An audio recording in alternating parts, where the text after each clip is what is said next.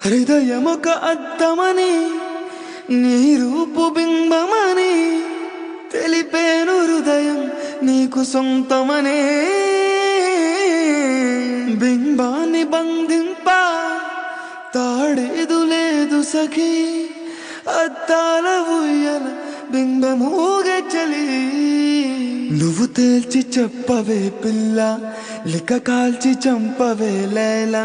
నా జీవితం నీ కను పాపలతో వెంటాడి ఇక వేటాడొద్దే. లేదని చెప్పా నిమిషము చాలు.